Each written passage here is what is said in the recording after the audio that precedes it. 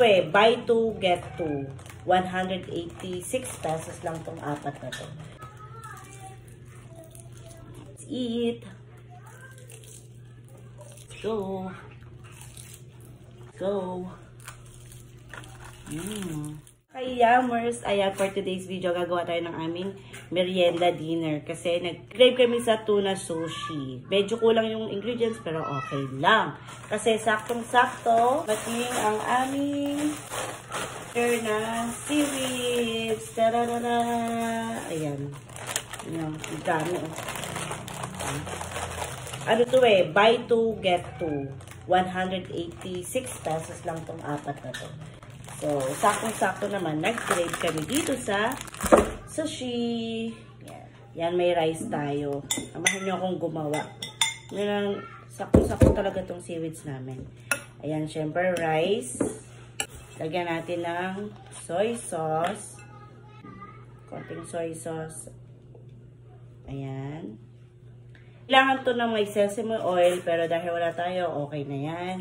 And then, syempre, ang gamit namin is century tuna na spicy.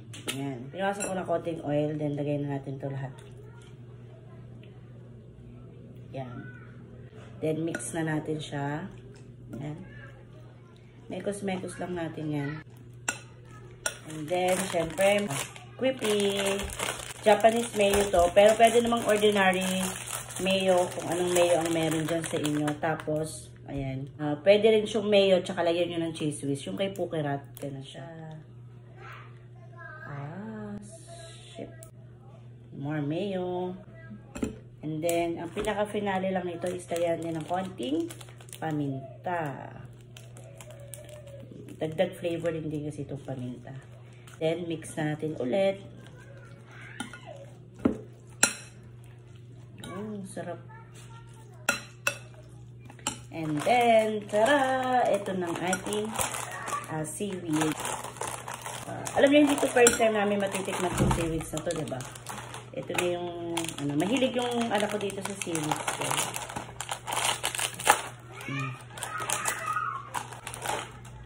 Ayan na siya, seaweeds din. Try na natin. Ayan, lagay natin siya, guys. Naka-excite. Diba? Ang bilis lang. So, let's eat.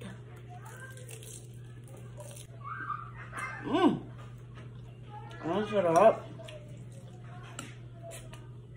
Ang sarap, guys.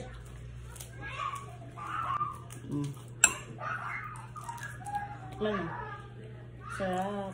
Tara lang kumain. Ang sarap niya sa... Sarap niya, guys. Sarap. Eat.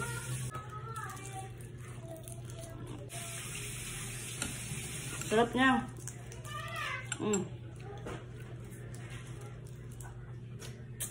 Let's go.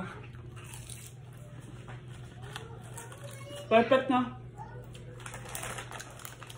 So guys, kung nag-crave na rin kayo ng sushi tuna sushi, at kailangan nyo ng seaweeds, naka-buy 2, get 2 sila. So, ayun lang sa yellow basket. Try nyo ng sarap. Grabe. Yummers. Let's go.